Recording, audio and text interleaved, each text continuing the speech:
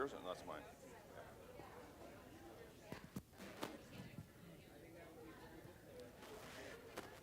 Good afternoon, everyone. Whoops.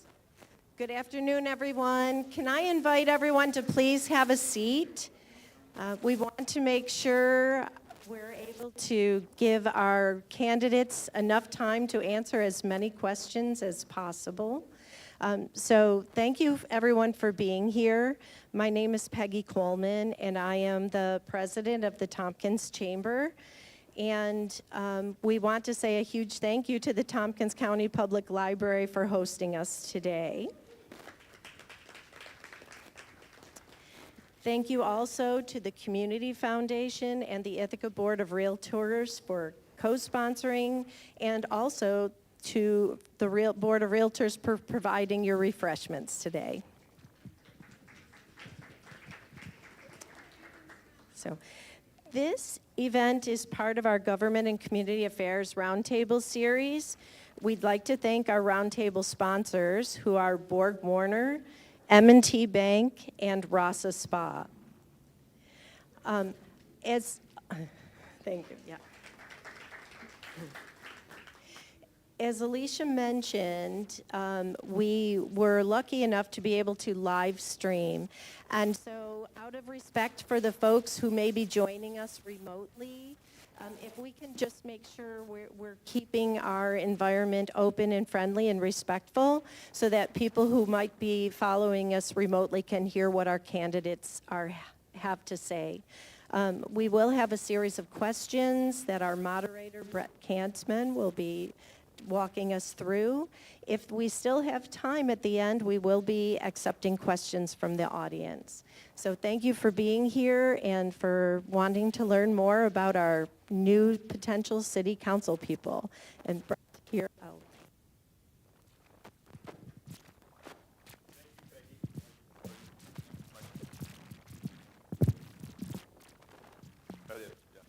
Oh, I guess I have to talk like this.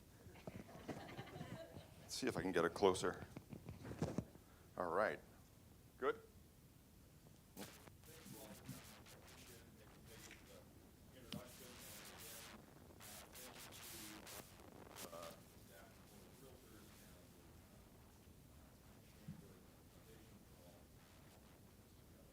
And again, of course, thank you to all 7 of you. It really says a lot about your interest in public service to agree to be here today. Thank you again for agreeing to be here. The format of the forum is we do have a series of questions, as Peggy mentioned. I'm going to ask each of the candidates to introduce themselves briefly, the ward that they represent, or they seek to represent, I should say. And then we will be rotating down the line of questions and give everybody a chance to respond to each question. We would ask that you give them their full 2 minutes. They can take time, so you could talk every once in a while, so don't be sure about that. And then obviously at the end, there are follow-up questions if you have time. So thank you again for being here. So let's start with you, Jorge. Want to introduce yourself? Sure. Is this thing on? Awesome. Hello, everyone. My name is Jorge DeFendini. I am a resident of the First Ward. I live over on West Green Street, and I am running to represent the First Ward as the Democratic nominee. When the First Ward encapsulates the West End, South Side, and North Side. I have worn a lot of hats since my time in Ithaca coming in 2018. I've been a student at Cornell University. I've worked in retail and service. I've helped to manage nonprofits, and I've served on the city council from 2022 to 2023, representing the 4th Ward in Collegetown. I now live on the south side because it's one of the few places in the city I can afford to rent in. We've made a lot of progressive progress in the city over the time that I've been here, passed a lot of great legislation, but people are still struggling to get by. Rent and mortgages, property taxes are getting higher and higher, and wages are not keeping up to meet that. We have a lot of stress on the city, and we need to be doing a lot more to meet people where they're at, to make sure that people have what they need, and that's government's main purpose. And I particularly want to bring a community organizer's perspective to the Common Council as I had in 22 to 2023, to make sure that we can put pressure on elected officials to do not just what they believe is right, but what they, that they have the support from the community to do what the community wants, and that we are working in tandem as opposed to against each other. And so I want to bring that coalition builder mindset to the Common Council with my candidacy. And yeah, happy to be here and excited to answer some questions. Thank you so much.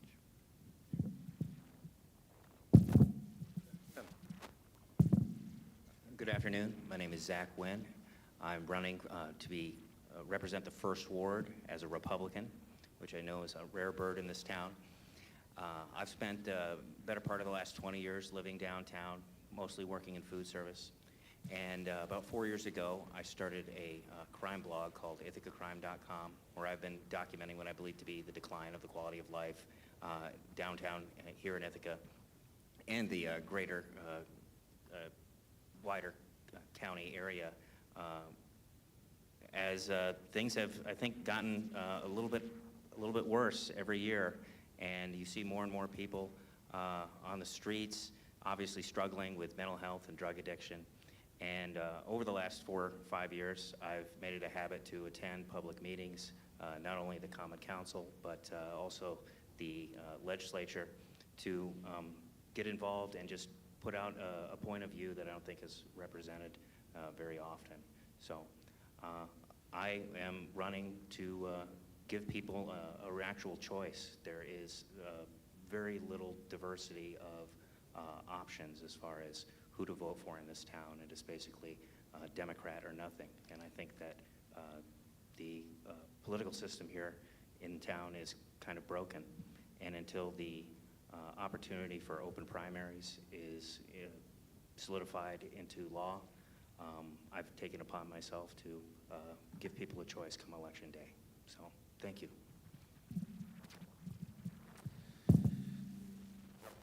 Afternoon, everybody. My name's Joe Kirby. I'm running in the 2nd Ward. Born and raised in Ithaca, lived here my entire life. Went to Fall Creek, BJM, graduated IHS, threw in Ithaca College for good measure, really cherry on the cake. Presently, I'm an attorney in town. I've been doing that going on 8 years now. I practice mostly family and criminal law, although as part of that, I am a defense attorney for the Tompkins County Treatment Court, so I'm kind of on the front lines of that kind of epidemic running through town. I also serve on the city's Board of Zoning Appeals at this point, so I'm familiar with that plan moving forward. Realistically, being that I've lived here my entire life, I thought it was time to be involved in city politics.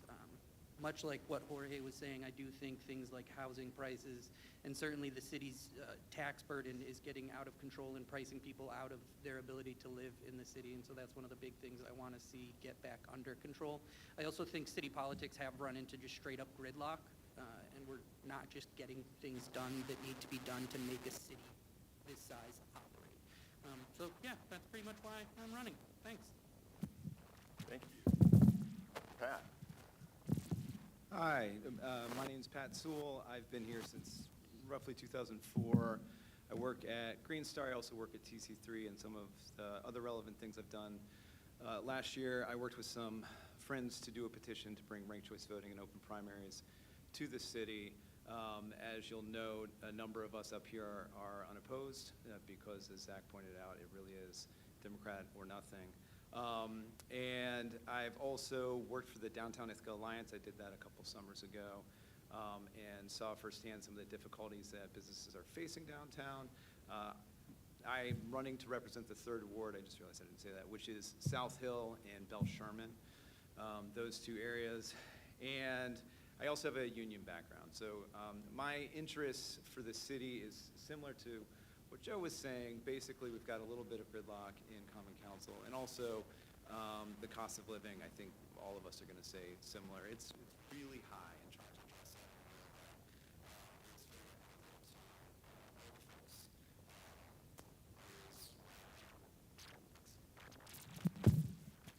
Robin. Hi, my name is Robin Trumble. I'm running currently to represent the 4th Ward, which encompasses College Town and some of the neighborhoods right next to it. I'm a long-term Ithacan. I graduated from New Roots in 2012. as a part of its first graduating class. I used to actually come here to this library, wait for my dad to pick me up. He worked at Cinemapolis across the street. I went to college at SUNY ESF and then came back to be his primary caretaker and kind of re-fell in love with the city. I've been here ever since. This is where I want to be my roots. I want to be here long term. But I mean, I think if you love something, you also want to make it better. Like Joe kind of hinted, we've had a lot of political gridlock in this city. I think people often don't realize that they agree on things, but kind of need to change language up or something like that. Sorry, this mic's going crazy. But yeah, I mean, I think things like focusing on like our local entertainment districts, you know, thinking on ways we can try to make, you know, things like the fact that live music is completely dying in Ithaca, small moves like that and gestures that can help support these awesome new innovations like this, you know, conference center right next door. We need to find strategic ways to take advantage of what we have already, while also acknowledging that things are going to be kind of dark in the next few years with the federal government, and thinking about creative ways to work around that.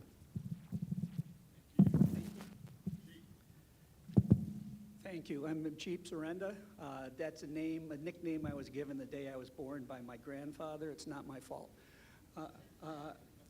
I've lived in Ithaca for 39 years. I spent decades working in and eventually running factories.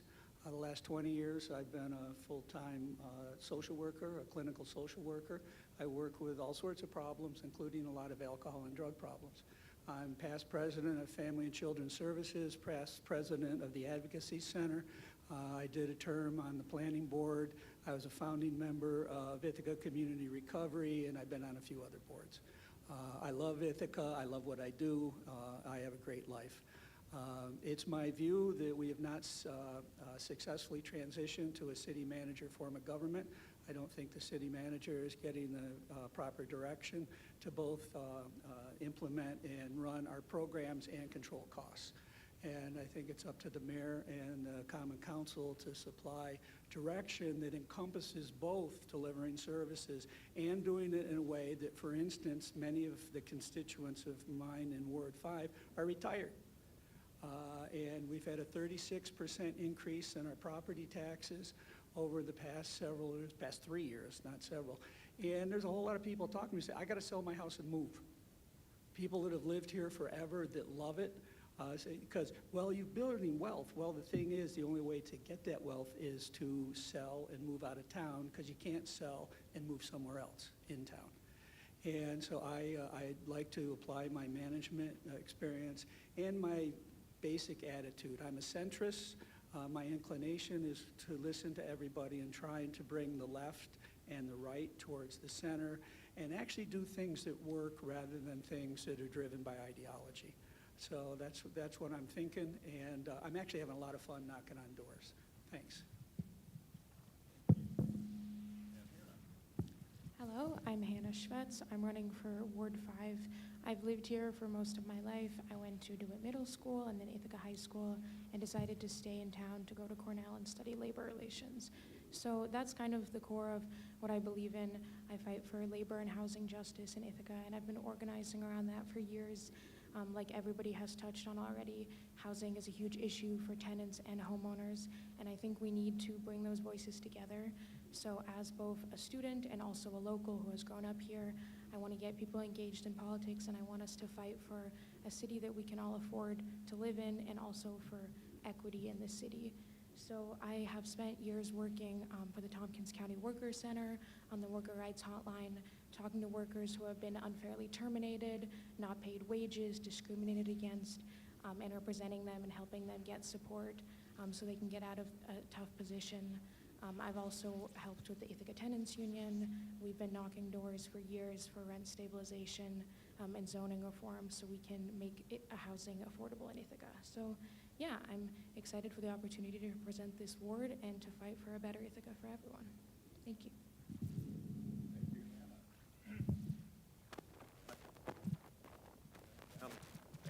You bet. So, you all have mentioned housing in several of your comments, and I know it is about both rental and ownership and the cost of owning a home here. First question. In a recent opinion piece written by Mayor Cantelmo, he proposed what, in effect, would be an elimination of single-family residential zoning from most of the city's current zones, allowing for 2 to 4 unit development by right. The objective is to make it easier to create additional housing with a focus on developing opportunity for middle market home ownership. What do you think of the mayor's proposal generally? And what else, if anything, do you see as an opportunity to improve the affordability and rate of home ownership in the city of Ithaca? And we'll start with you, Jorge. Sure thing. So I think it's important to understand the housing crisis, which we certainly have, as do most cities of our size across the country, with 2 elements to them. There is the supply side and the stability side. So right now, we don't have nearly enough housing for the people in our community, and the housing that we do have for the people in our community is not stable enough. So we have a very transient population, which when you combine that with being a college town with a lot of students who are moving around, it's not a good recipe for stability. In the past couple of years, I think we've taken a lot of different steps, positive steps towards dealing with the stability side, with passing good cause eviction and exploring opting into rent stabilization for specific buildings like West Village up on West Hill. I think we need to be paying a lot more attention to the supply side, and I think that the mayor's opinion piece on missing middle housing is solid.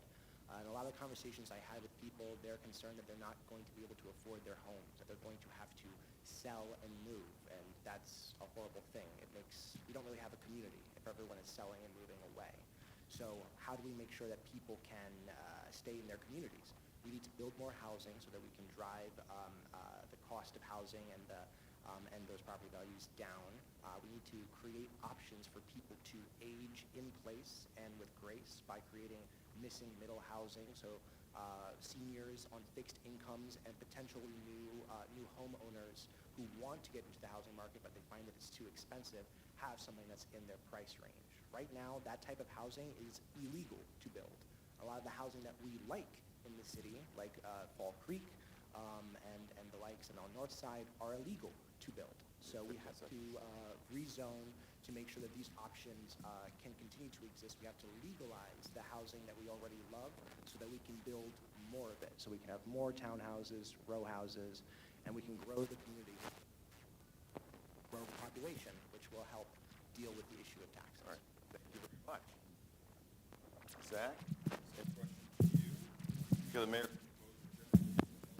Do you see and rate of I believe it is a good idea, basically because people should be able to develop their property in any way they see fit. I strongly believe in private property rights.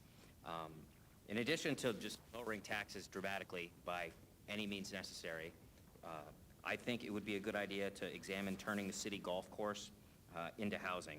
And the difficulty there is that the city golf course is technically part of Stewart Park, and you would need permission from New York State in order to unmake that portion of Stewart Park from being a park into housing.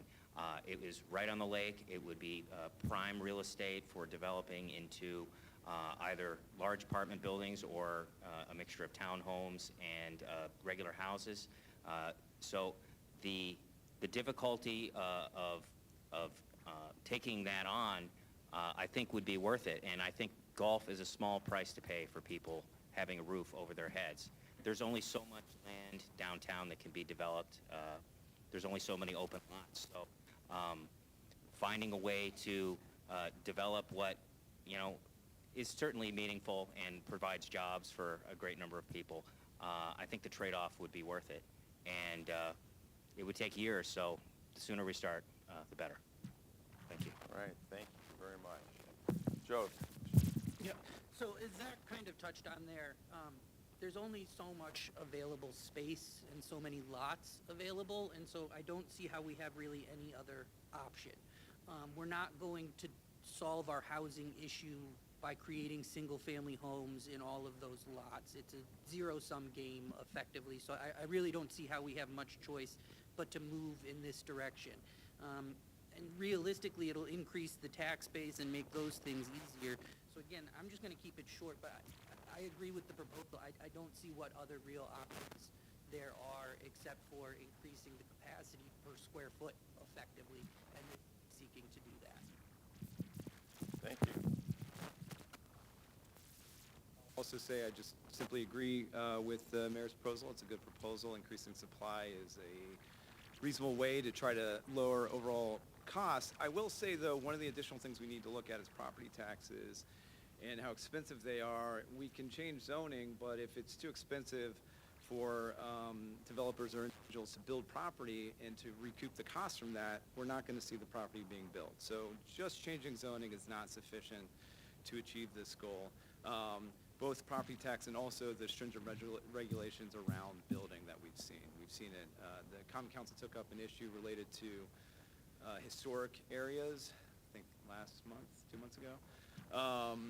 And the heavy regulation around what property owners have to do to maintain and redevelop areas. And maybe it's time to relook at that if we really want to try to increase supply of property. Thank you. I mean, like everyone else has said, I think it's going to be, you'd be pressed to find someone who's really going to disagree with this. I think one of the biggest issues I've noticed growing up in Ithaca is the kind of pipeline of people having to move out of the city. Like you grow up, and you all go to school in Ithaca, and then by the time you're like 25 or 30, they live in Trumansburg or they live in Dryden. And that's not necessarily because they don't want to live in Ithaca. It's because we literally can't afford to buy houses here for young adults right now. And I think that while I do, like the idea of building up tall apartments that can house a lot of people, I think there's also just some intrinsic value that you can't really put a price on for just having a backyard or just, having a front porch or these like small kind of core moments that unfortunately for a lot of people my age right now are becoming more and more hard to really find. I mean, I do love places like Trumansburg. I lived in Trumansburg forever, but like we should not be looking at that as like a viable kind of, and also, I think, too, on the similar note, that we do have a lot of space right now. There's a lot of condemned buildings downtown in Ithaca, too, that I think this could be an amazing opportunity to try to, like, push some money into these things and get them turned into what could then be housing for a lot more people. Like, I didn't mention this earlier, but I work at Personal Best Brewing, just a few blocks down at State Street, and there's this building right next to us. It's been empty now for, like, 6 months that you could easily fit, like, 5 bedrooms into. No problem at all. And it's a great, location strategically close to the Commons, so... Yeah, I'm totally in favor of this. Thank you. I also like Robert's proposal. I would add to it that I'd like to have coffee shops in every neighborhood, not bars or cannabis places and no kitchens, but I'd like to get coffee closer to home.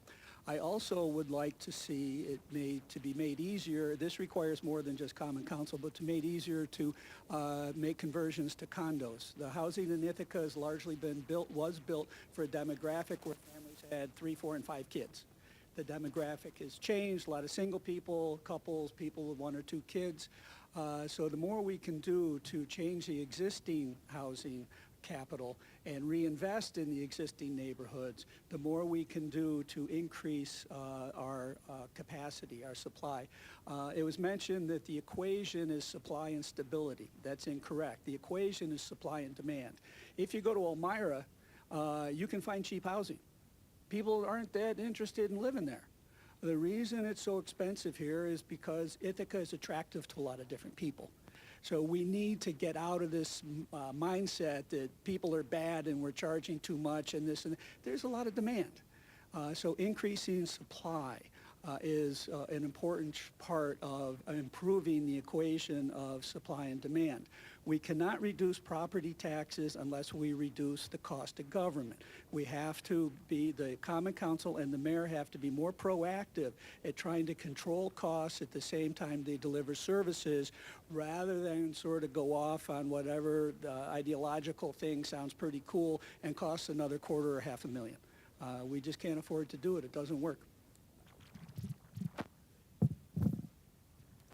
So everybody agrees with the supply issue, and I do too. I think that the mayor's idea is good. I think we need flexible housing, and that means not just having single-family homes. That means duplexes. That means apartments.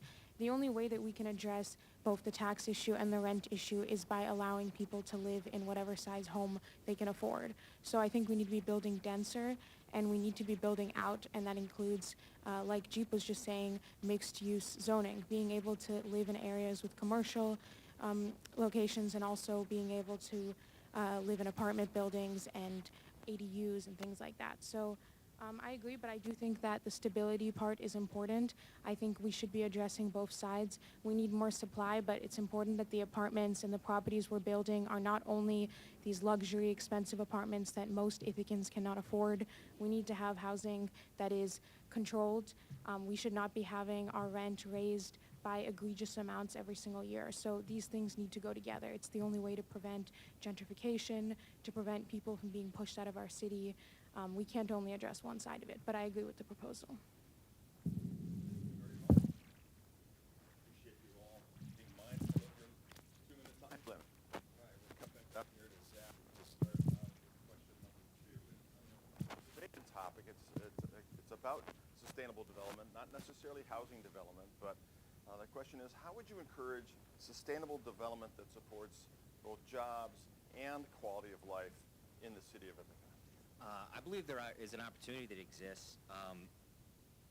Governor Hochul and Albany have recently signaled a willingness to embrace nuclear power in New York State. And ideally, the city and the county could work together with the state government to bring a nuclear reactor to Tompkins County and provide inexpensive electricity that could provide both manufacturing jobs, facilitate manufacturing jobs, and help to meet the green energy goals of the area while reducing utility costs, which are just absolutely destroying people right now, and reducing emissions. And I know that nuclear power has gotten a negative reputation over a few decades of, accidents.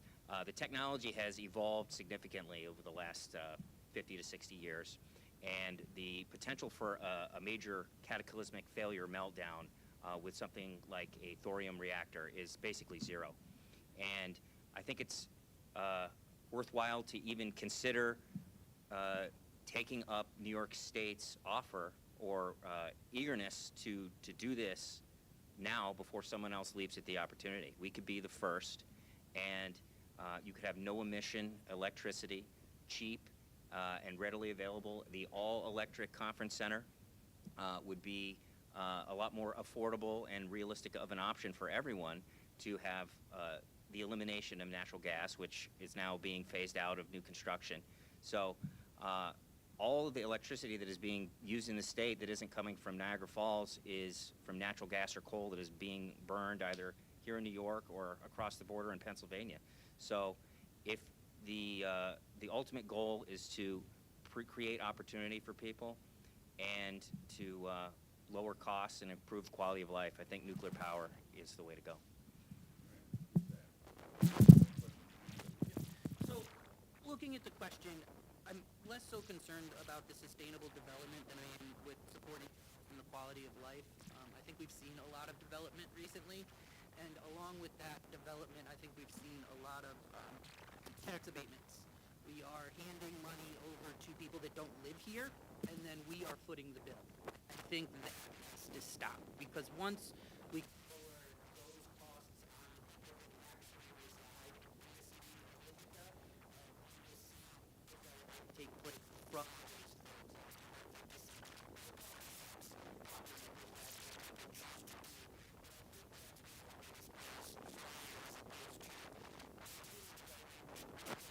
taking place.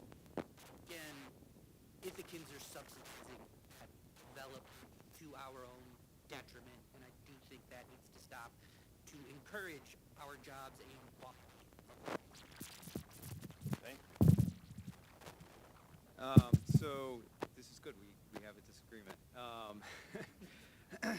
One of the ways that I would look forward to encouraging sustainable development that supports growth and jobs, quality of life, is subsidizing projects that do just that. So where I live on South Hill, we have Southworks, which is an incredible investment in South Hill. It has remediated a brownfield that has been there for years that we've not been able to do anything with because it's incredibly expensive to do. And to entice a developer to develop an area that has multi-use family, it's got commercial aspects, residential, it's fantastic. It's a great development on South Hill. We gave, I think, the largest tax abatement ever, and someone can correct me on that, but a very large one, right? I am 100% in support of that because that is the only way we were going to see that development going forward. and is a homeowner who actually has one of the largest exposures to TCE in the city. That's the runoff that was coming down from Morse Chain. I really am glad that someone was able to do that. The city was never going to do this. No outside developer was ever going to do this without a tax abatement associated with it. So finding projects that check all those boxes, that give us jobs. There's going to be a lot of development jobs associated with. If you guys haven't checked out Southworks, I sound like I work there, but I don't. It's amazing. They're training people to do construction work, to do development work, high-paying jobs, and the remediation has gone very well. And what they're looking at, Found is moving up there right now. It's a great opportunity. It's a fantastic opportunity. We should absolutely be subsidizing that. And the way we subsidize that is through tax abatements. Thank you, Pat. Rob? Yeah, I mean, really quickly, just to kind of touch on that, I think there's two sides to that argument, right? Because I think that is an amazing, amazing project. But then, like, right around the corner right now, there's this project going on behind the Dean, and I think they just had a meeting this morning where they're looking at giving them another $1.3 million in tax abatements. And the Dean isn't even at full occupancy yet. And then we look at the kind of disaster going on with Library Place, no offense. But, and these things are worth talking about. And I think one thing that I really want to hone in here is why was the meeting that talked about that tax abatement at 10 a.m. this morning on a Wednesday? Like, the public can't access those things. Sorry, that was kind of a side tangent. I think as far as sustainable development, we already have a lot of really good emission controls for construction projects. We actually have some really good programs and businesses in our area. Like businesses like Renovis, which is one of the biggest solar panel installation companies in New York State. I think if we try to lean on those, companies around us and really give them the kind of support they want, start giving them bids for interesting construction projects here in Ithaca, we just sort of encourage that kind of sector development here that, there's a lot of still untapped potential. I actually love what Zach said about thorium. That's real. But there's also, so much to do with like geothermal heating that isn't really a big sector here, and so many other kind of avenues other than just, trying to look at building code that I think would help at least with the job force. And those trainings are super huge too. Once you get trained, you can go all over the country now and get those kind of jobs too.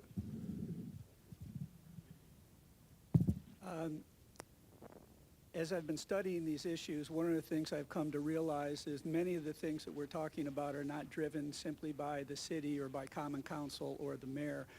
Tax abatements actually come from the county, although the city often pays the price. What I advocate is closer cooperation and coordination between the county and the city around these issues. What I would, and in this case the IDA, what I would like to see happen is a moratorium on tax abatements for large developers with a shift of those funds from large developers to existing housing capital. For instance, our Green New Deal it makes no economic sense for anybody that owns a small apartment because the owner has to shell out 50 or 100 grand, then their assessments go up, so their taxes go up, and the benefits accrue to the tenant because tenants pay most of the utilities. Now, if there was a tax abatement like the kind they're given to developers, somebody could invest $100,000 in their property, improve the environment, help the tenants, and help themselves, and create jobs to do all this. But it has to be coordinated and it has to be well thought out. Going off, sound bites and things like that, it doesn't really work. I would like to see reinvestment in the existing housing stock that suits the current demographic and addresses the idea of moving towards more environmentally sound homes. I think as we're talking about development, we're not talking enough about the working people who actually do this work. And that's what I want to focus on, because there's not enough workforce development programs in the city. There's not enough training that's actually affordable. So I think we need to be investing in communities that have been just as impacted, unhoused Ithacans, and helping them get training so they can work on these clean energy programs that we're trying to create. There's no way for us to transition to clean energy if nobody has been trained in this work and they can't afford to get training. So a lot of the work that, institutes like the Climate Jobs Institute that I've worked with have done is working with unions and working people and trying to find ways to transition the workforce training that people have, from fossil fuels training to clean energy training, and providing that training at affordable costs, investing in apprenticeships that benefit so many working people. So I think when we talk about development, we need to be focusing on that kind of work.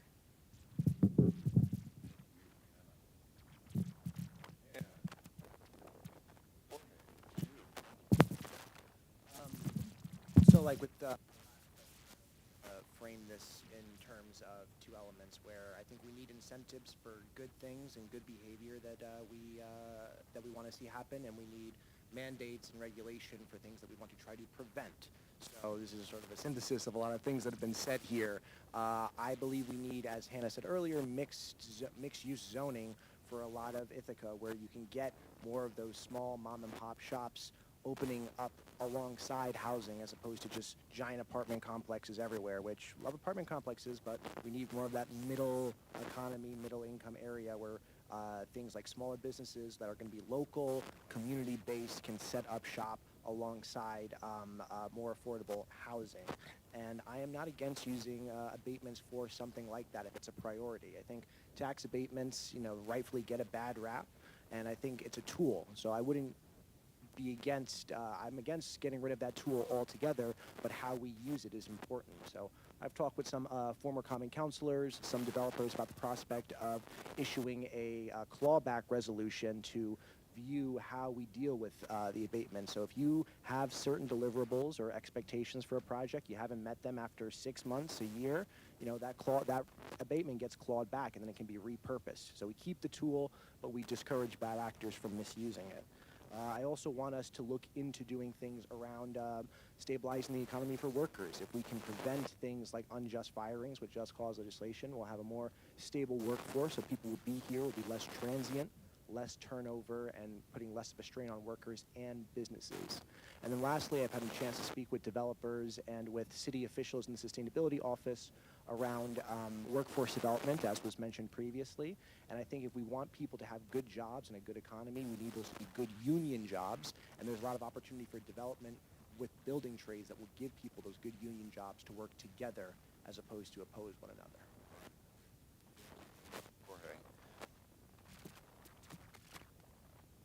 So in your collective opening remarks and in the way you respond to some of these questions, the acknowledgement of the cost of rent has come up several times, right? And what it costs to live in this town as a tenant as opposed to a homeowner. The New York State Senate is currently considering legislation that would broaden the options for municipalities to declare a housing emergency beyond conducting vacancy rate studies, which is currently required, and to make the 2019 expansion of the Rent Emergency Stabilization for Tenants Act, known as REST, applicable to any rental property holding one or more rental units. Do you support the REST Act, and do you support Ithaca opting into emergency tenant protection should it meet the threshold? Start with you, Joe.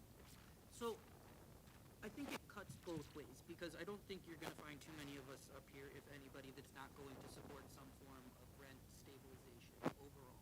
There's no question that rents are out of control within the city.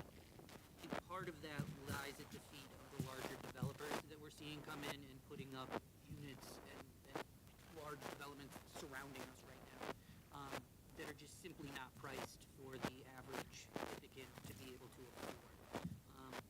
Those are more my real concern, is these big developments where we're seeing huge amounts of units in place not meeting the people that they're supposed to be serving.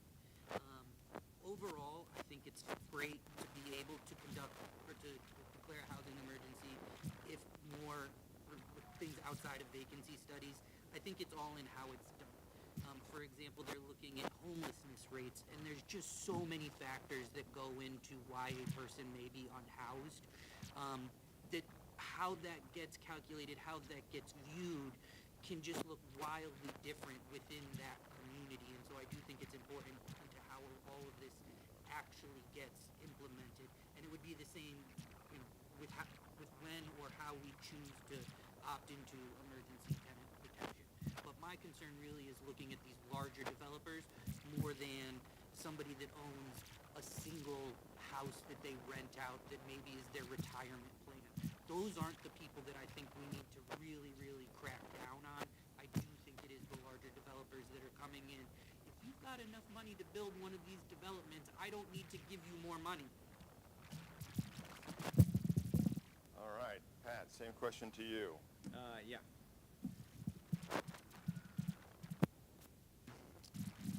So I don't quite understand. I was trying to look it up last night. I'm not totally sure what the Rent Stabilization Act or the Emergency Stabilization Tenants Act would entail if it's rent control, I guess. I'm generally very wary of it, and the reason for that is I think all of us agree that we would like to see an increase in housing, and rent stabilization runs contrary to that. It's a disincentive for people to build housing because they can't potentially recoup the cost of the housing, especially if we're going into a new inflationary period, which we might because our president's insane. That means that it's very difficult, if the cost of living goes up, if everything goes up and our property taxes go up, you can't raise rents, you get stuck. So I'm not super sympathetic to large developers, but they are the ones who are building our buildings, and they need to be able to recoup their costs. And rent control really throws a wrench in that. I will also note that we have rent control in place. We passed good cause legislation last year, and that limits rents to 10% annually or 5% over inflation. We may want to go lower than that, but generally I'm wary of that, simply because it will inevitably reduce our ability to increase the supply of rental housing. Yeah, I definitely support the rest of that. Working for college, I'm sure a lot of guys know, is now one of the most expensive populated areas in the city. It's also possible to get an affordable apartment there now. I was in college, like 5-6 years ago now, or I guess like 8 or 9 years ago now. And, I was paying like $600 for a room, right? Which at the time seemed like a lot. I could not imagine being a student who came from like a poor background. My parents never owned a house, we were hard workers, but it was hard. And the idea of like having to come up with like $1,800, a month, which are what some of these new studios are opening up at, was just like unfathomable to me, to put myself in those shoes. And I think a lot of times too, students unfortunately get left out of the conversation here because a lot of people in Ithaca kind of write them off as sort of like richer elites who just want to leave the city. But I mean, we have like 2 students right now on this panel. Jorge is like settled down in Ithaca. Like students are just as important as any other Ithacan. And I think that like if we are going to look at like College Town as a big bastion hub for development, and we know that these things are going to keep getting built on the bids and all these sexy innovative projects going on, we really do need a way to kind of curb back the rent costs. Otherwise, we're just going to keep ending up with like massive empty buildings growing kind of surfaces. We need housing for normal people, not just high luxury yachts. So yes, I support the rest of that, and I do think we're already kind of dangerously close to that housing crisis. I must say that I agree largely with what Pat was saying. I take it a little bit further. I am absolutely against the REST Act. I think it's overly simplified and simplistic, and it keeps us from having a conversation about the real issues. You can have 2 houses right next to each other that look identical, and the owner of one house could have a set of costs that the rent they're charging is usurious, and the other one charging the same rent isn't covering their bills. So what I would like to see is the city and other not-for-profits working with Cornell, with the business school, with the hoteliers, and putting together informative symposiums to educate us about the costs that landlords have. I do think that the larger developments, they're charging big city prices, and they built big city apartments. And they don't suit those of us that don't have large incomes. I couldn't live in them. However, we shouldn't paint everything with too broad a brush. You know, we need to be understanding of what's going on so that we don't put everybody in the same basket. It is complex. When interest rates just went up from 3.5% to 7%, what did that do to a landlord's cost? Well, they went up, sometimes thousands of dollars a month, and that has to go to tenants. When the city increases taxes by 36% over 3 years, landlords have to pass that along to tenants. The only way that can be dealt with is by cutting the costs of running the city. And so I am against it. I am for the idea of controlling costs and keeping everybody being able to talk in an informed way about these issues.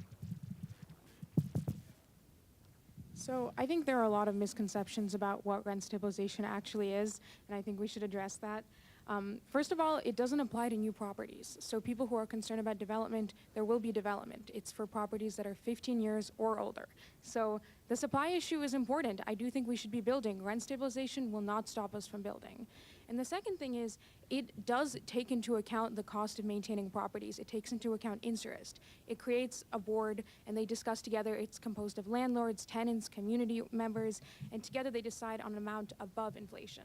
So I understand it's expensive to have properties in Ithaca, but we shouldn't be pretending that the high rents in Ithaca are only due to the cost of housing, because I know people in Ward 5 who are paying $2,000 for an apartment, and that's just ridiculous. Nobody can afford that, especially a 20-year-old, and especially older people who are retired, because there are renters who are retired. So I think we should talk about what rent stabilization actually is and not fearmonger around it. And we should talk about the fact that there are landlords who are making massive profits on these apartments, and they are taking advantage of their tenants. And there are also smaller landlords who don't charge insane rents, and we're not going after them. This is specifically for people who are charging more and more amounts every single year, and they're increasing their profits. They're not just paying off the amount it costs.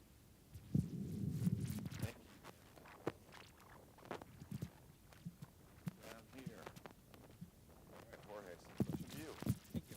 Yeah, ditto what Hannah said. I 100% support the REST Act. It currently isn't the law of land. It has to be voted on and accepted by the state. We have to opt into it. I also support the base version of ETPA. A lot of means testing targeted specifically benefit the residents of the first ward, as that one is a lot more other buildings built before 1973 with 6 or more units. I think that's very common sense, and those folks definitely need that relief, because for a long time, West Village was one of the last places you could afford to live to if you made a certain amount of money in the city before you were pushed out. A lot of what Hannah said, I'm going to echo. This should not have an impact on development, as it won't impact properties that are 50 years or younger. And we also have the rate of rent increase or stabilization will be determined by a rent guidelines board, which will include landlords, tenants, and community members at large. So that conversation will be hashed out, and it will be a community-informed decision, not something top-down from Albany or what have you. I wrote the amendment for the budget for us to opt into ETPA after we did the vacancy study. That vacancy study has not yet happened because it's complicated. So this legislation would really expedite it, would help us opt into it quicker. We're taking a lot of other considerations. We definitely do a plan that makes sense for on the council.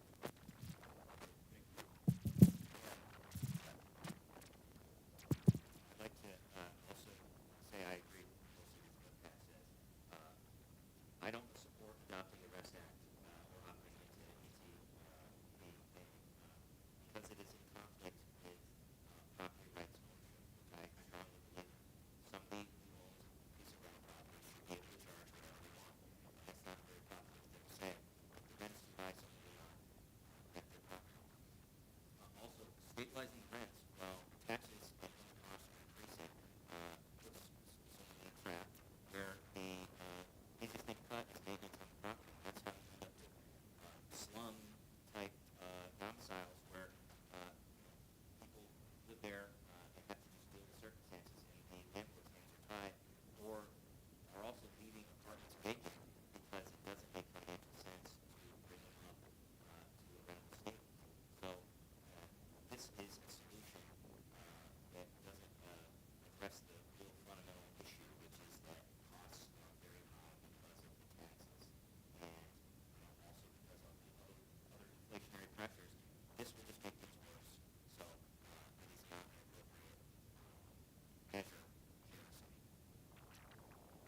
Thank you very much, Zach.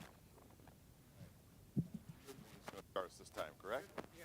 All right. So many of you have made comments today about economic development, about workforce development, and the unanimity in the interest to continue to try to support our local economy and help it develop. So how would you support the small businesses and workforce growth? We'll start with you, Pat. Yeah, I would focus heavily on the downtown area. I think that's an area where we see a lot of small businesses show up and start. There's a lot of vacancies there, specifically this Common Core area, the area that the Downtown Ithaca Alliance looks at and takes care of. And the city needs to work very closely with the DIA to come up with a plan to make the area more attractive. We still are facing issues of cleanliness as well as the perception of safety being a major issue. And DIA has looked at this, and the city's also working on this, but they have to work closely to make sure that we can create an area that people want to come to, that tourists want to come to, that actually college kids want to come to revitalize the downtown area. I think we have an incubator for development right here. It unfortunately, it needs a lot of work. So that's what I see as sort of the main goals for working with small businesses. Yeah, I mean, I would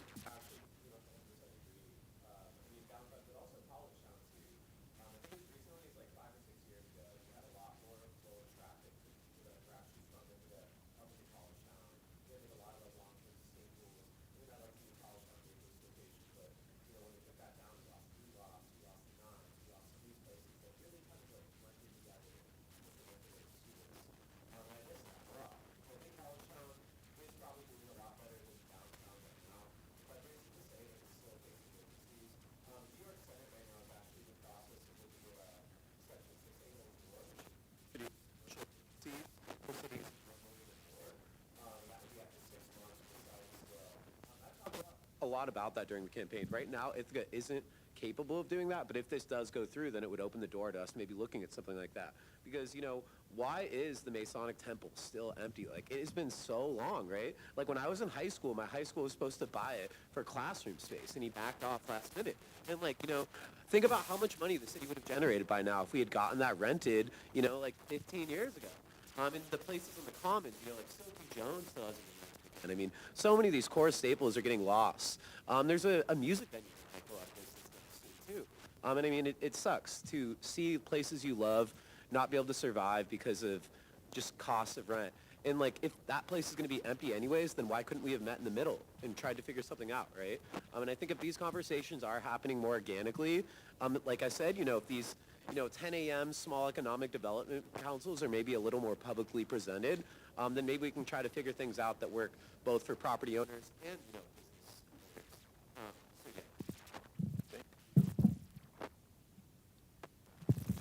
owners.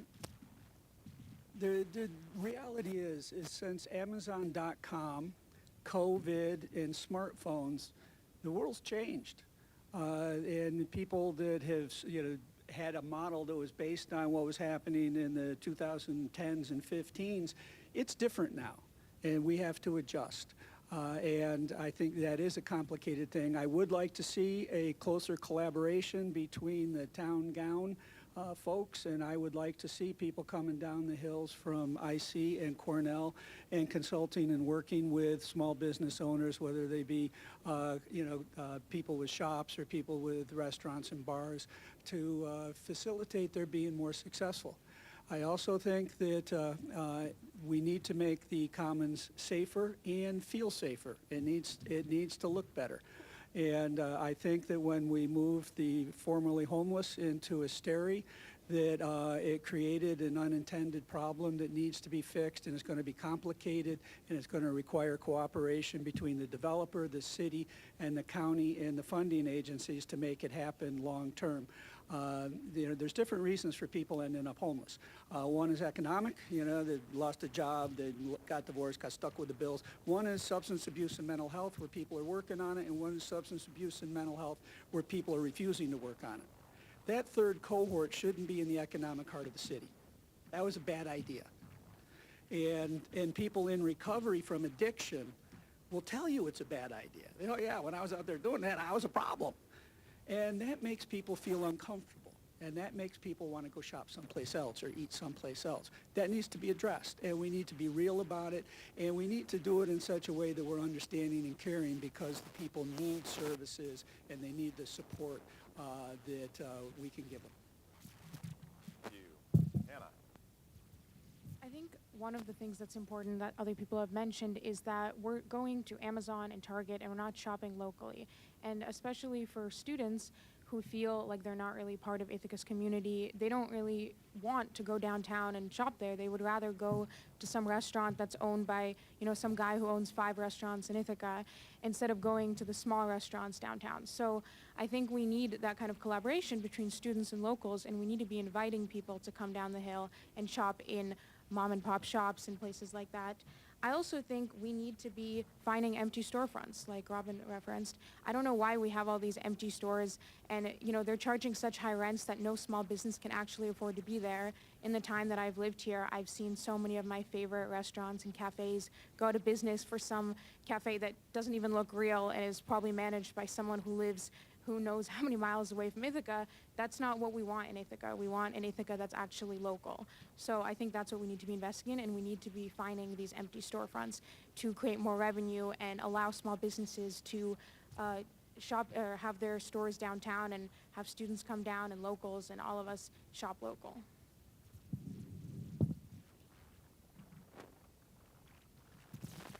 Jorge, do you support the small businesses?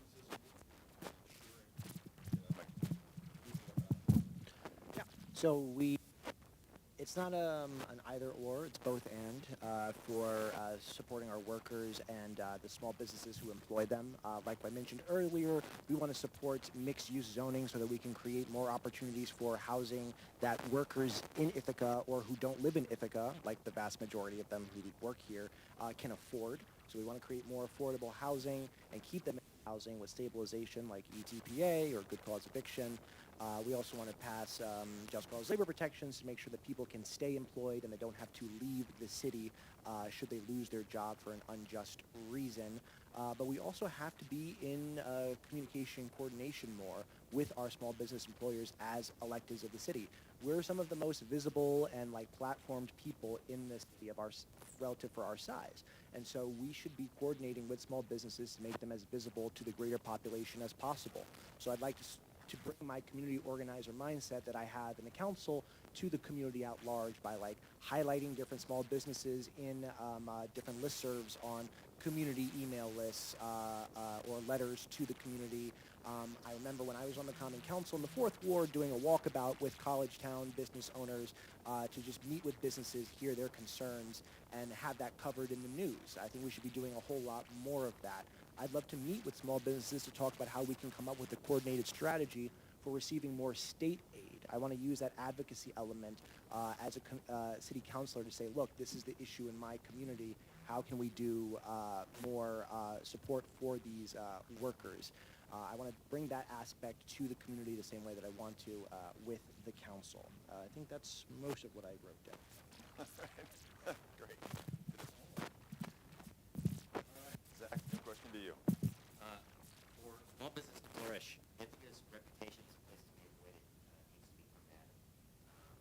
There is a long history of disturbances and other issues on the grounds from human waste, people openly using drugs, and other things that just have made this town unattractive to a significant number of people. People who live outside the community, people who do live there, who don't want to go out and frequent small businesses in the downtown area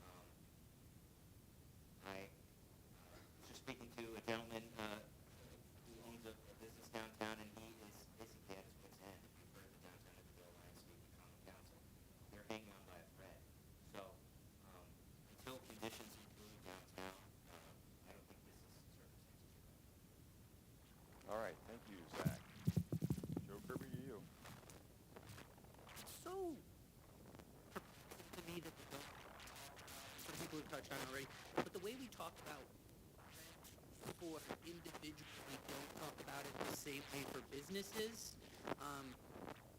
We can all in this room, I think, name countless, and some people already have the Masonic Temple. I went here for 36 years. I think I can name 2 attempts in my lifetime that actually put something in there, and then most recently was the attempt by New Root, and then nothing since then. So that's like 20. Well, yeah, I'm not really dumb math. So I do think we need to look at some of the stuff we're talking about for residential renting as it relates to business renting. That's, I think, one big step we can do. I'm also going to keep harping on how we continue to subsidize larger developments coming in. Why not give some of that money to the smaller businesses? Press Bay Alley comes to mind when several years ago I think we had like the competition, and at least my perception of that was it worked out pretty well, and now Press Bay Alley is flourishing. We see what happens when we give people the ability to start their business, especially when it's something like a small business, because that's going to be intrinsically linked to both probably what their dreams are. Like, I'm not going to just open a random store, I'm going to open the store I want, right? And that's going to lead to people living in the city because their business is in the city, employing people in the city because they work in the city. We're handing money to out-of-towners far too regularly instead of supporting our actual residents.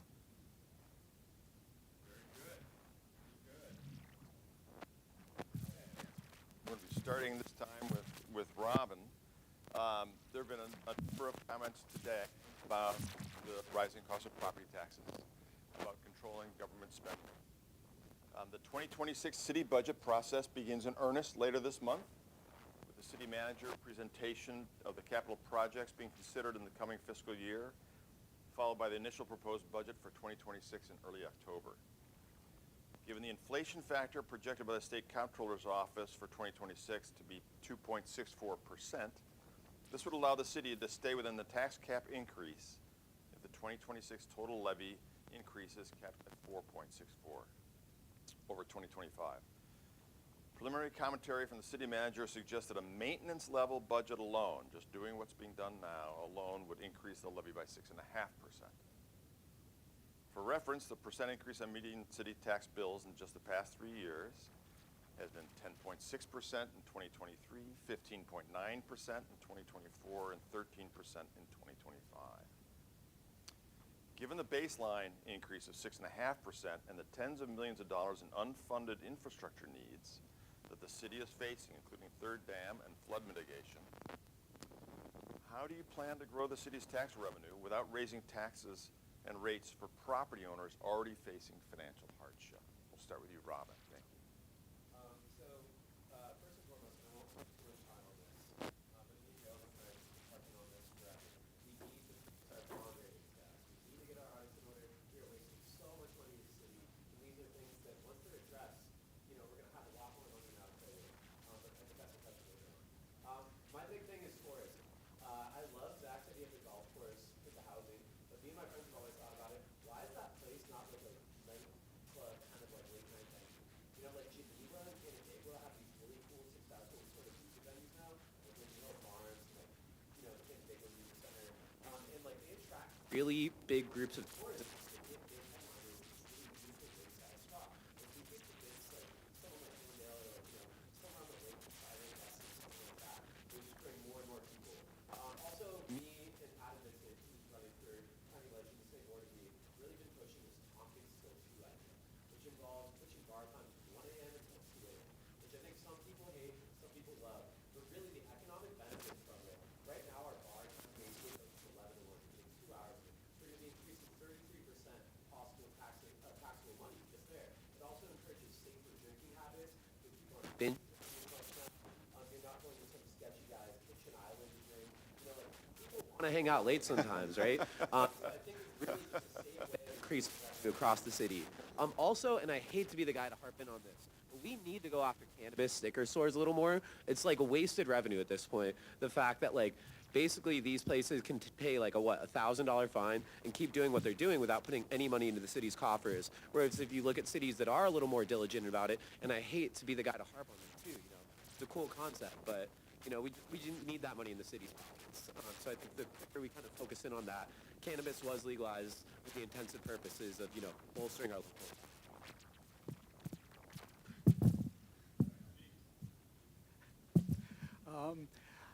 As a footnote, I'd like to have them lower the drinking age to 18. I don't know if that's relevant to this bit, but I would like that. A couple people on the panel will disagree with me on this, but what we have to do is start governing with an effort towards controlling costs. I ran a business with hundreds of employees for years. I went through good times and bad times, and there were times when things didn't work out the way we projected, and we had to make cuts. It was painful. It was painful, but it has to be done so the institution survives, so that it can thrive again. Some of the facts around what city employees are making are not accurate. If somebody is getting a paycheck in Ithaca, a full-time employee for $60,000 or so, it's costing the city $120,000 to have their compensation package is $120 grand. It's not $60,000. They're not getting killed or taken advantage of. It's a good job. And what we have to do is control our costs so the people that pay those nice wages, which a lot of times are better than wages than the people that own the houses, especially the retired folk when the pay scale wasn't as high. We need to control costs so that the people that pay the taxes can stay here. And many people that work for the city, the county, for other places, understand that. And they go, yeah, shit, I don't want this to happen to me. This sucks. And they go, yeah, but it has to be done. We have to govern with a sense of both sides of the equation. We have to make things work, and we can't have protected classes of people. Everybody's got to bleed the same. Okay, well, I've been fighting with Jeep on this since the primary, so I guess we're going to do it again. But this approach, when we talk about cutting staff, first of all, I'd like to know who we're cutting. Which essential worker are we going to fire? Because our city provides us with essential services that we need. So I'd like to know that, first of all, when we talk about cutting, staff. But also, this approach has been a disaster in the federal government. Trump has done this exact thing. He's been firing city or federal staff. Parks are falling apart, national parks, and roads are not being maintained. So I think if we're going to be talking about, cutting the budget, we need to figure out where we're actually willing to cut. And nobody has really given a good answer to this. What services we're going to lose? Is our public school going to be funded less? Are, teachers going to be fired? Who's going to be fired? Another thing I want to talk about is I think we need to work with the county on figuring out who's really paying these taxes, because these large corporations that we have in Ithaca should be the ones paying taxes. It should not be working families. Working families should be paying much lower taxes, while Walmart and all the fast food chains should be paying more. So we need to be working on tax abatements. And I also think we need to put more money into people's pockets so they can actually afford to pay these taxes. So it's also a problem with wages. Wages in Ithaca are very low. And, the cost of living is high. It costs a similar amount to live here as it does in Brooklyn, in some parts of Brooklyn, but we're paid much less. So I think if we talk about increasing wages, a higher minimum wage, and putting more money into people's pockets, the tax problem is, related to that.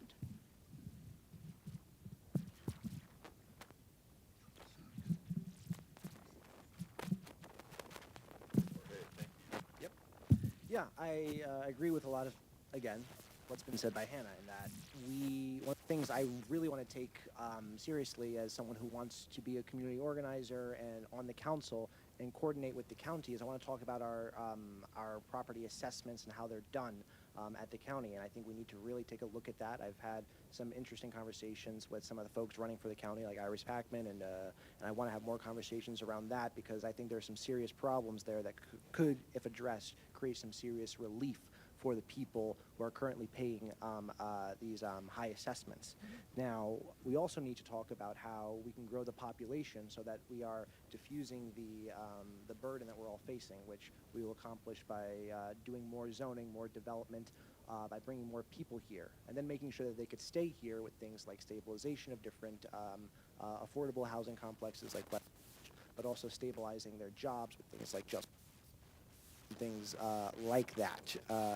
We need to really embrace taking care of one another and putting long-term investment. I completely agree about trying to get our audits up to date once our bond rating is and in temporary increase.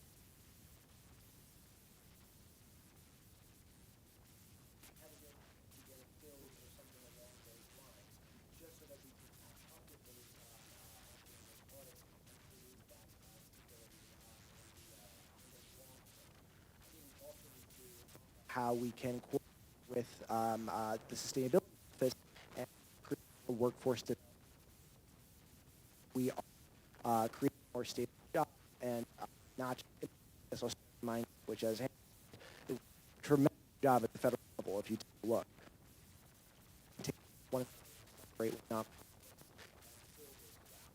opposed to creating new things by cutting different positions.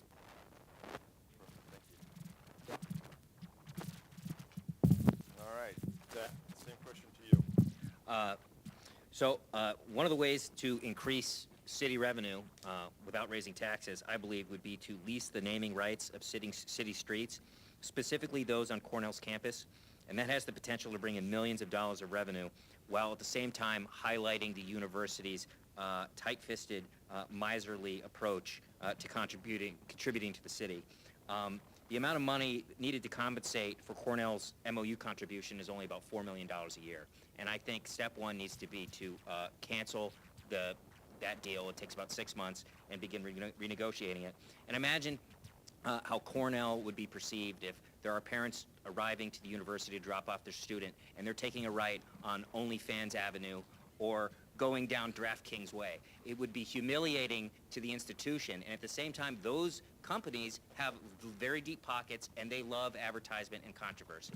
So, and it's an immaterial thing that would not affect day-to-day life for anyone here in the town, but could bring in tens of millions of dollars and serve as a stick to poke the university into coming up with some cash. They certainly have it. They're about to cut a check, $100 million to Trump. So, thank you.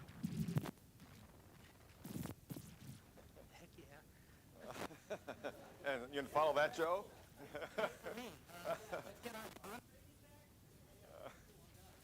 No, for real though, we do need to get the bond rating back. That's another one. Like, come on. We need to be done.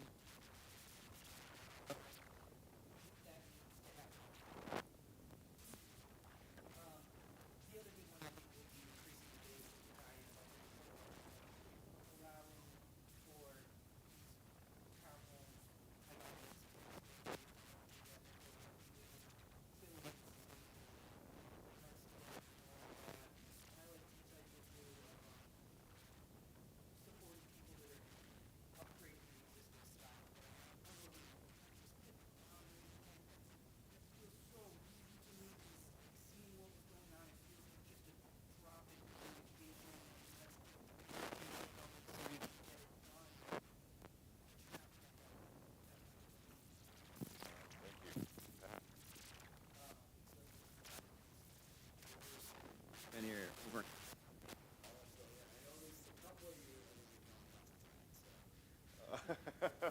Your dedication to civic duty. I also want to, say what you want about Zach. The guy's got some ideas. Very creative. I always appreciate that. We only revenue once your tax and once sales tax. I would really like to see our sales tax go up, and that developing the downtown and working with the DIA to do that. It's only going to get us so far, but I think that's really important. And then the third one, potential threat, which is a couple of times. not have any leverage over Cornell. We can't tax Cornell. That's a state issue. And I think Common Council and you all need to start pushing on your state reps to do something about that, because we just can't do this. They continue to buy property, which is their right, and it continues going out of the tax base. And so in the long term, we have to deal with that, and we have to rely on our state reps to do that. Thank you. Robin? Oh, did you start? Thank you. You did such a good job. Go-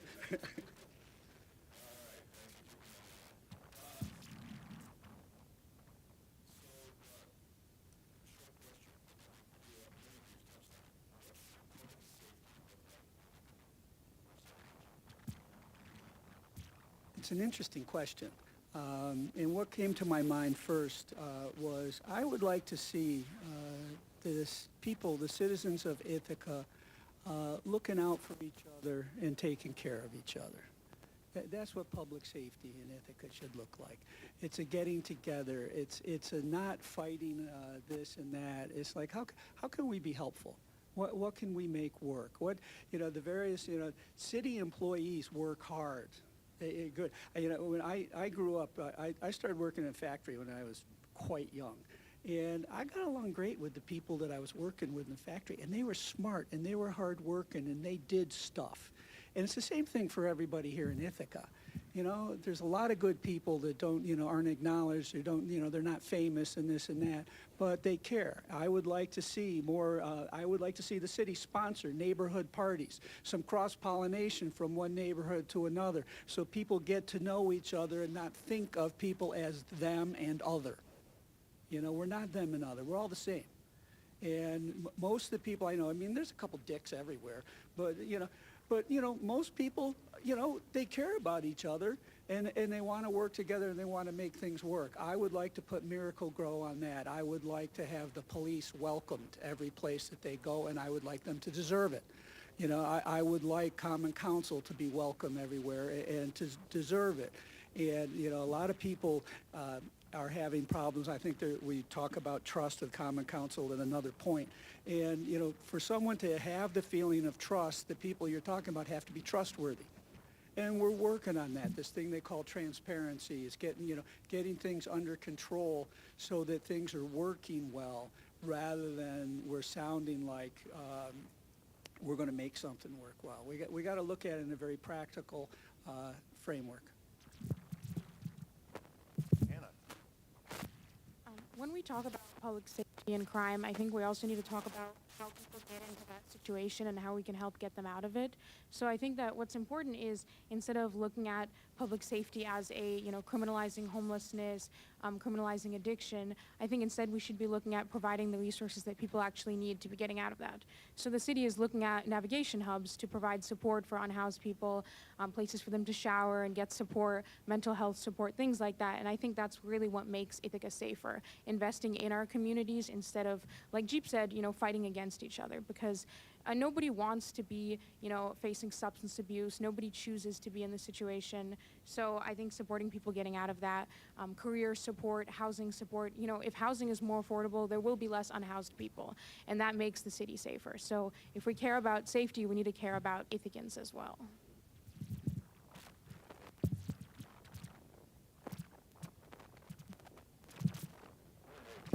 Thank you. Yeah. It's not shocking to some people who know me, but I think my vision for is kind of what it looks like in the suburbs. And by that, I mean you have a community that is stable, consistent, and resourced. And so you have an opportunity where people can afford to live in the homes that they live in and can work in, that they have enough, that they're enough of a consistent factor in people, in the greater community's lives, that people know their neighbors. They have a chance to meet with them. They also have opportunities to interact with them at clubs, at night at bars, or in restaurants and things of that regard. You need to have the money and the time to do that. And so we have to create those things through different means. So these are how you address public safety in ways that are indirect from just increasing, decreasing police, increasing, decreasing XYZ thing. Focus on what you can control to create the type of environment that you want to see. So for instance, we have like a SWAT truck that largely is unused and just sits in the parking garage, except for when the Dalai Lama's in town. We should repurpose that, work with a local nonprofit, and turn it into a mobile grocery store, a mobile mammogram testing mobile that can go to different neighborhoods that might be transit restricted and provide different resources to people who then don't have to resort to crime like theft or burglary, who don't fall into drug addiction, who don't fall into homelessness, because we're meeting people's needs. And so public safety is interconnected with a lot of different things that we can attack at multiple different angles. I think we also have to take off a lot of stress and expectations on the police department, who have a role in our society and have to be protecting us from violent crime, but there are a lot of things that they don't or shouldn't have to respond to that just creates their workload and makes it too tough for them to do it all. So we have to redirect that to things like the unarmed responders, which we voted on and approved, and to other nonprofits that can meet different resources. So stable, consistent resource communities are public safe ones.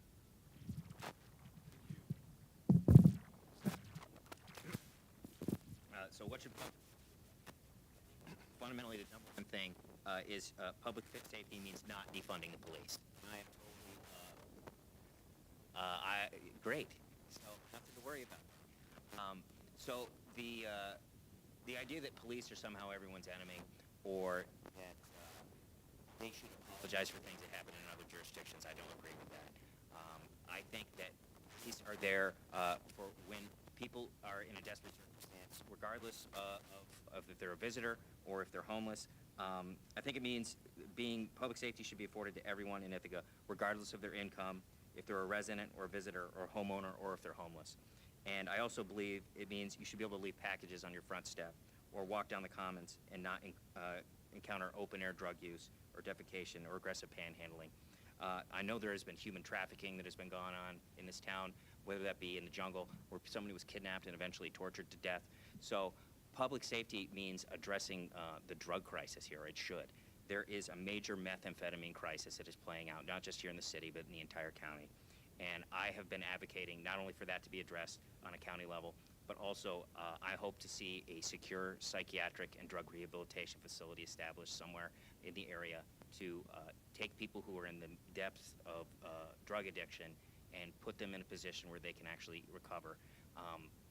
The catch and release approach of our current criminal justice system, it doesn't serve anyone. It doesn't serve members of the public who are just trying to go on about their lives, and it doesn't benefit people who need help and stability. So I'm hoping that in the longer term that the current climate of tolerance for criminal activity passes, and people are given an opportunity to put themselves on the correct path. Right up my alley as the criminal defense attorney sitting here, huh? So, I very much agree with what Hannah and Jorge said. It starts at one level, but I'm working on the back end level where I'm dealing with people already in trouble. By and large, my clients are committing crimes of necessity. They are feeding themselves. That's really, like, they are housing themselves. That's what they are trying to do. They are not violent criminals. If we want to sit here fearmonger about one murder that took place, I do support the unarmed responders. I've lived here long enough to remember a certain police officer being murdered. If some of you have lived here as long, you'll know exactly who I'm talking about. He was murdered by a woman who he was familiar with in the middle of a mental health crisis. Perhaps if somebody trained to deal with that sort of crisis was with him, that officer would still be with us. But that's not what some people sitting here want to do. I very much support the unarmed responders, but we do need to start at the community level to make it safer. As far as bail reform, just statistically speaking, that is better for the community. If you jail someone for even 2 weeks, they are going to lose any income they potentially had, and then they are going to lose their housing. What do you think they are going to do after that? Desperate people take desperate measures. Let's be real about that. I could do this for like an hour and a half, and I'm not going to waste everybody's time, so I'll leave it at that. but yeah. Thanks, Joe. I don't think we're in charge of bail reform, so I'll let that. We're not. Yeah, I'll let that go.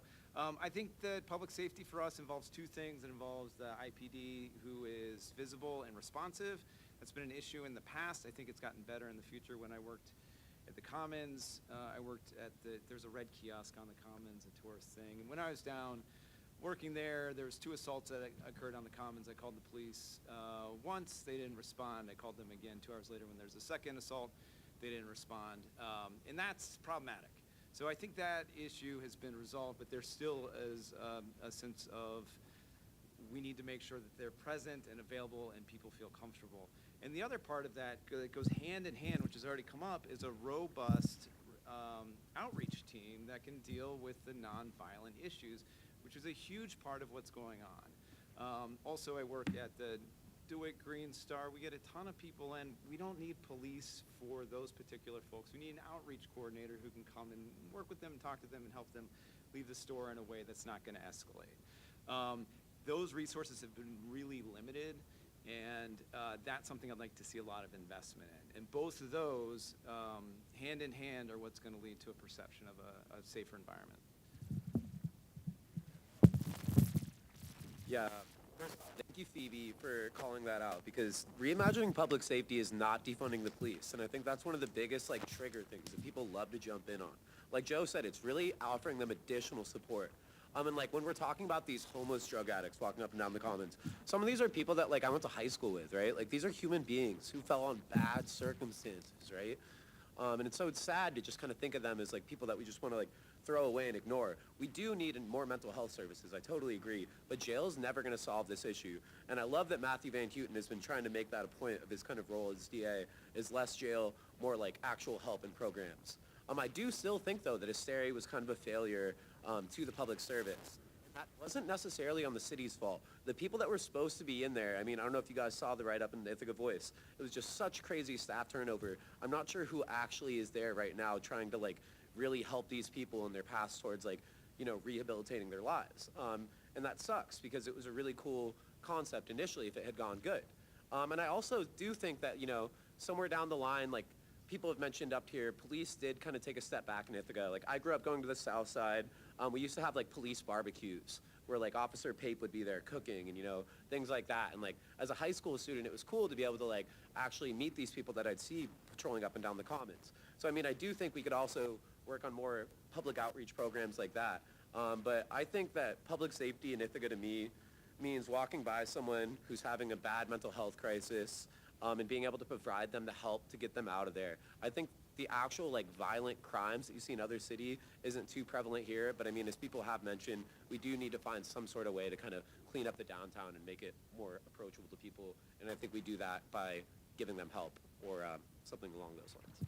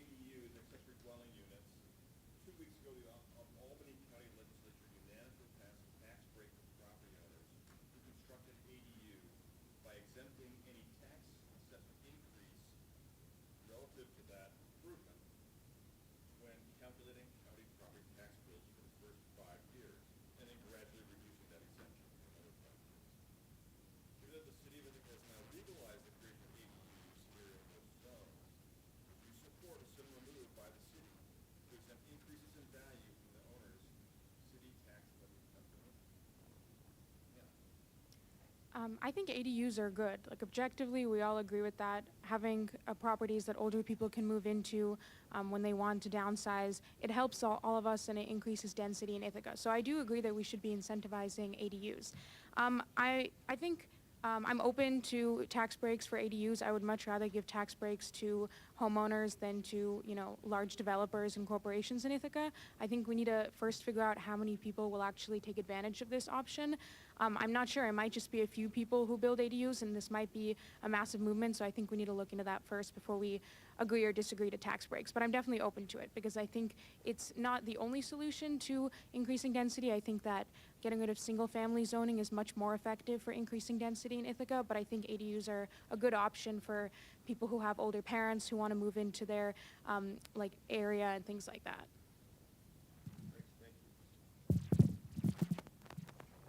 Jorge, same question to you. I guess my answer to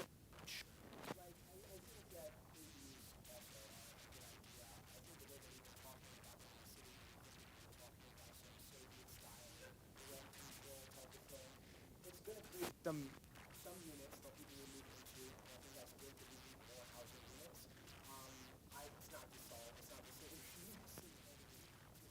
Crisis, but since we passed it, I want to encourage people to do that. It's no use legalizing ADUs if no one builds them, and so if this incentive helps do it, I would support that.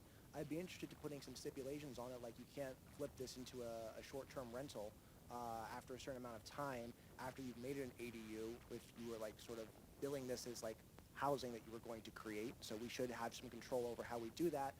But I agree, I don't think that it's a major focus. So I think I'd vote for this if it came across my desk. I'm not going to be penning the legislation personally. Affordability crisis, like inclusionary zoning, density requirements, getting rid of parking minimums, things like that will help address the trying to more effectively. But the short answer is sure.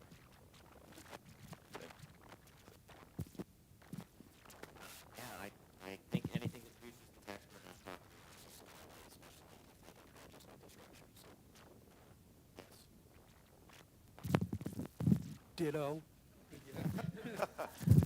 Yeah, this is a short one. I will also say, yes, fine. What I would want to couple it with is owner occupancy requirements to ensure that the tax breaks are going to residents. If, I don't know why you would have, but in the primaries, this is a big sticking point. It's very important to our ward, owner occupancy, because we get a lot of pressure from student housing. And this is one of the things that held up the ADU discussion. And so sure, but let's couple it with owner occupancy, again, to make sure that those abatements, those tax breaks stick with our residents. Yeah, I mean, what's weird about Ward 4 is there's really this is the big place where they all kind of rest. And I know one of my constituents in particular will be priced out of that area unless you can do something like this. The advent of this is amazing for keeping people in there. I do agree with that. Owner occupancy. I also don't know about an entire 10 years. You will make your money back at the same time. I think that everything we haven't talked about too much here is the incoming budgets, what we are going to have to do to start some spaces. So I would have to do a little more research on it, but I support ADUs in general.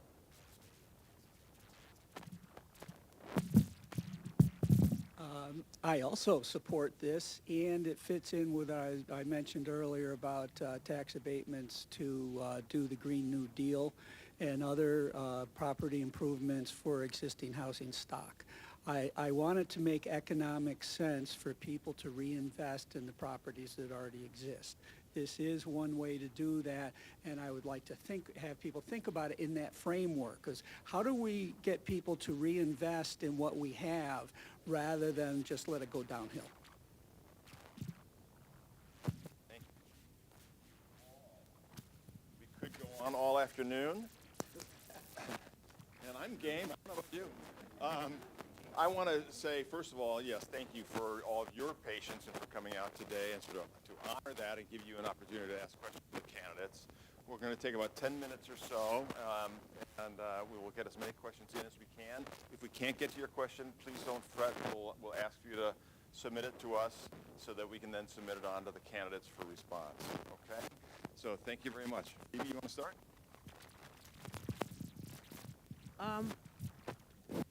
Yeah. Well, I'd like to say I could have listened to y'all all for the whole 2 hours. Y'all were all amazing. So thank y'all very much. Yeah, I will be very happy to leave and see some of you on council. I think y'all can do a good job. But my question is this, as always, why no question about reparations? And my question is, we got $50,000 for research, and there's not been any movement. If you are on the council, can I count on you to see that that's pushed? Reparations is important, and just let me know how you feel about it.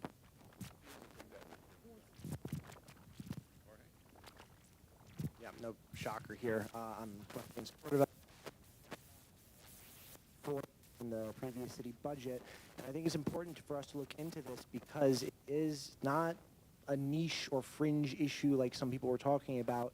It is really important to addressing the systemic harm that's been done over the years, even in a place like Ithaca that has this progressive 10 square miles surrounded by reality reputation. And I think what's happening right now with the reparations study is indicative of a larger issue that I believe Joe was speaking to earlier. I'm trying to get the right angle on this thing. I think what talked about and addressed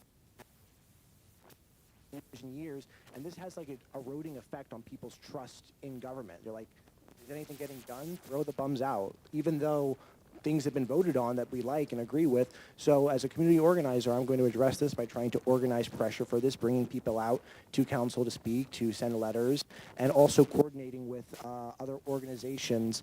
Like we've had great conversations with INHS around potentially doing like a sort of a right to return thing for people who have been gentrified out and pushed, who have family ties to Ithaca. Those people should come back. And this is a rising tide lifting all boats, because these people are going to come back to their communities as reparations for the harm that's been done to them, and it's going to contribute to the economy and make everyone better while also addressing the social harm. So the answer is obviously, and I'm going to fight like hell when elected to do it. You want to address this? I think the $8,000 for the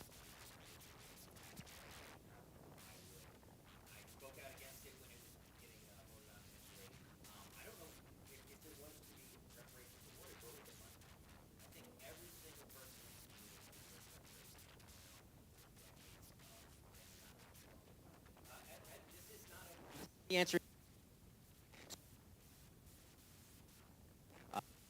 ever reparate discussed and done by the council.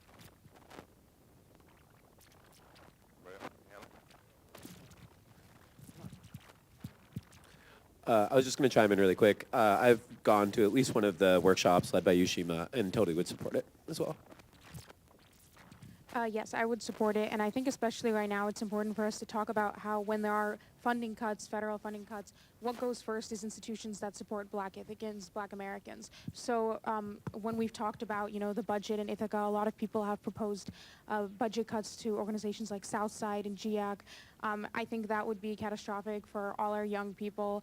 I don't think we should be doing that. So I think a big part of reparations is doing this study and also investing in organizations that serve everyone, particularly Ithacans that have been most harmed by our history of racism. Jump in, Pat. Frankly, I don't know if it's or not. I really of money to look at a study. What does it look like? What does it mean? Where does the money come from? Those are all, it's a super hard and to do what we're trying to do, reparations, but it is also what I'm really interested in. So I would certainly be interested in participating if there's a working group on it, in participating in that. But what it would look like, I'm not totally sure. So, oh yeah.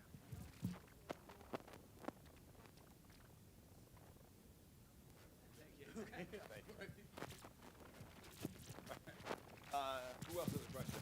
You have a question? This has been great, and I would like to see more of this. And maybe in place of, or for a while when you all get up there on the council, rather than the public comment section on the first Wednesday of every month. It just seems like during that all it is people just spitting in the wind and giving their opinions, and we never get an answer from the council. This was wonderful. I feel like I learned a lot more about all of you. I learned a lot more about Ithaca, which lately I'm calling Ithaca. If we can, Benjamin Franklin says, it's democracy's great if we can keep it. Ithaca's great if it's not just Ithaca. So I'd like to see more of this, and I hope that if you get on the council, you would support that. That every once in a while we have, you'll forgive the expression, a town hall meeting. Thank you. Anybody want to respond to that? There was a question. Yes. Yes, we have some yeses.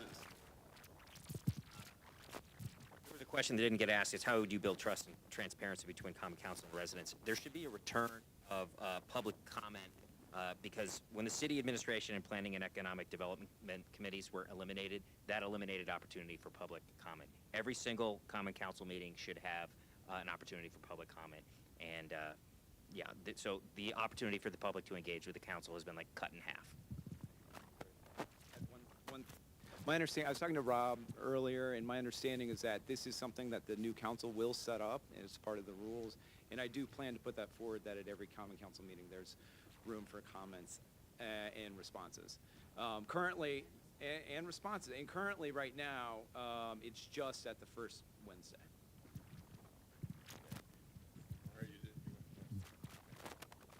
Yeah, no, as someone this is really important to me. I had the first ward's geographically the largest, and is also the most heterogeneous in terms of you have suburbs, you have apartment complexes, you have single families, the whole 9 yards, bunch of renters. So that communication is really important. When I was knocking doors across the board, I'd be hearing people feeling like they want to be more, they're lost. They don't know what's going on, X, Y, Z. And I think part of this reflects the fact that the Common Council over the years has also become a lot more working class. There's a lot more people who are trying to do this job while having a full-time job and working 9 to 5. And so there are not as many retirees and people who are self-employed on the Common Council, which is good because then we have a council that's reflective of the rest of the city. But it also means it's harder to do things like the constituent outreach and engagement. And so I think we need to work as, each ward has a pair. That pair should coordinate it. I'm planning to do this, if elected, with Kayla to make sure that we're emailing people giant reports on the Common Council, which if you're on West Hill and north side or the south side, you've been receiving them, updates that we help put together that highlight the Common Council meetings. We also need to be active in the neighborhood associations that are really prevalent around the city. I want to meet constantly with Northside United, help them rebuild and reconstitute that, the Spencer Road Civic Association. Everywhere within the group, that's the job. We have to be engaged and make sure that people are plugged in and that there's that sense of trust and communication and understanding of what's going on. So there's less uncertainty, less opportunity for fear-mongering. Jorge. All right, we had one more question back here.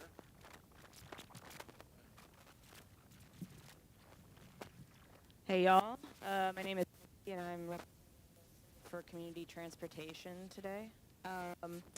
You all have all been rightfully about housing and some of the housing struggles in the city of Ithaca, but I'd love to hear how you'd improve transportation and how people are moving around the city. Allie, you start us off. Thank you for asking this. I was just thinking that we hadn't talked enough about it because public transportation is very important for Ithacans. A lot of Ithacans don't have cars. A lot of young people don't have cars. I relied on TCAT all of high school and college to get around, so I love TCAT. I think what's important is, especially as we're trying to expand housing and move farther away from just building downtown, but also in other areas in Ithaca, people need to be able to get to work if they're going to live farther out. They need to be able to get to school. So having reliable public transportation is key. I think it's an equity issue, it's an affordability issue, and it also helps with. We've been talking about how do we build more housing. We need less parking lots. Getting rid of parking minimums is good for everybody. Developers like getting rid of parking minimums. People pay less for their properties. So I think if we have reliable public transportation instead of a car-centric city, we will be happier. I mean, look at Europe. People love walkable cities. It's good for us. So Yes, definitely support buses, and I think we need to be working with Cornell and the county to get this funding. So the contract is up in 2027, which is during all of our terms with Cornell, and we need to be negotiating because Cornell is the primary ridership of the TCAT. It's mostly students riding it, and Cornell is not contributing the amount that they are using the bus. So they should be giving us more money for our buses to run through all of Ithaca, not just on campus and downtown.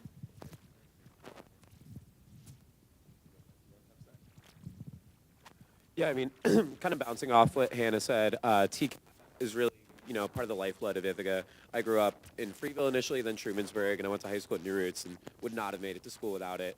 And I think, the rally recently, we got a lot of support for them, but there's still creative grants we can apply for, even if federal funding is going away. I think continuing with like the electrification of buses and kind of looking for smart, intelligent ways to bring money in through these kind of grant-based projects is one kind of way we could do that. I also think bike lanes are something that don't really get talked about in Ithaca a lot, but we do have like a severe lack of them. And for a place that sort of loves to like consider itself super walkable and things, like if I want to like go across the bridge and bike down like, Cherry or like Floral Ave, it's like really dangerous right now. So small things like that would help a lot as well. And yeah, I mean, I think Ithaca in general has way too much parking. College Town in general has way too many parking requirements for developers. And students aren't really using those spots anyways. They're just sitting empty or getting kind of like taken over by like someone waiting to like pick up someone in an Uber. So yeah. Great. Thank you. Last question. You had a question, right? Yeah. Well, first of all, thank you for sponsoring this. I think this is one of the best sessions I've ever been to. Both informative and personal, also getting a sense across the board in terms of where different positions are, the overlaps and so on, which I think is really important. I don't know whether we have enough time for this here, but one of the things that was missing is if you're an older person, you're not just responsible for your ward, but you also have a responsibility for the whole city. And you got to ask some fundamental questions. How will you deal with that? I think it's a really, really important question, because you may not be doing the best thing for your ward, but sometimes you will have to make a decision that is the right decision for the whole city. And those things seem to be missing these days, at least in my following of the various. All right, thank you. Any of you want to respond to that? We're going to keep your response to a minute or less if you can, since we are running out of time. Sure thing. I might be a little biased here, but my favorite ward in the city is the first. And I think it's also one of the most important wards in the city because of how geographically large it is. It's where the most people of color in the city live. It's where most of the working class people in the city live. So if you're addressing those issues within that are best for the first ward, you're really addressing equity concerns that are happening throughout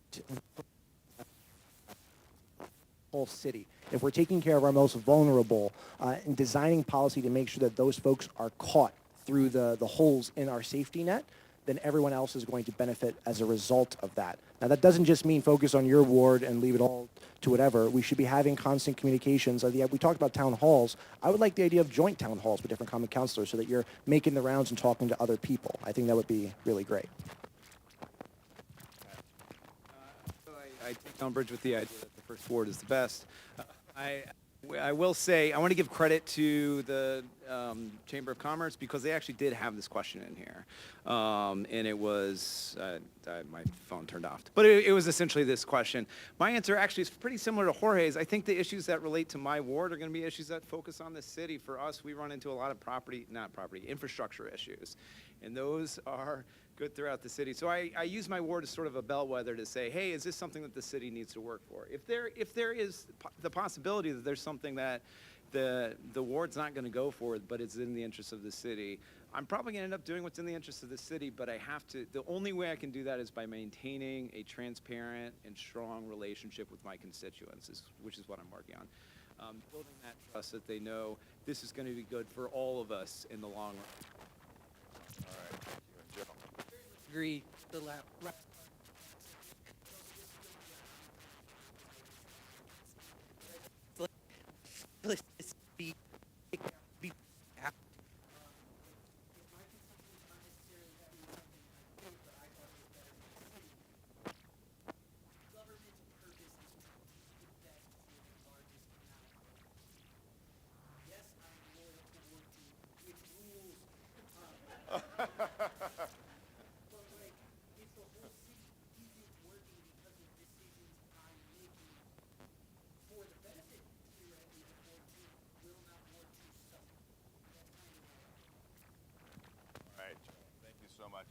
you all for giving us the time today.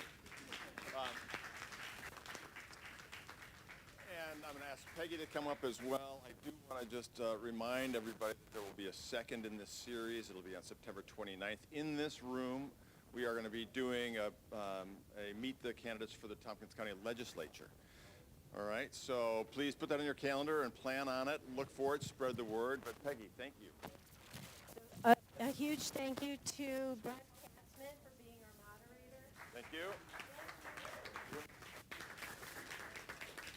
Thank you to all of our panelists for showing up and sharing information about your thoughts and vision for our city. It's important for everyone to hear, and thank you to everyone for arriving and being here. We want to thank the Tompkins County Public Library for making this space available to us. While the chamber has been called out, this is a collaboration with the Ithaca Board of Realtors and the Foundation of Tompkins County, so I want to thank you to our partners for making this. And ultimately, our government included their Roundtable series, which is sponsored by Borg Warner, by M&T Bank, and by Ross. So remember to encourage anyone who isn't yet registered to vote. Go to the Board of Realtors. Make sure you're encouraging your friends, your neighbors, even strangers, to get out there. And it's still time to register. Oh, the Board of Elections. Great, too. All right, thank you all.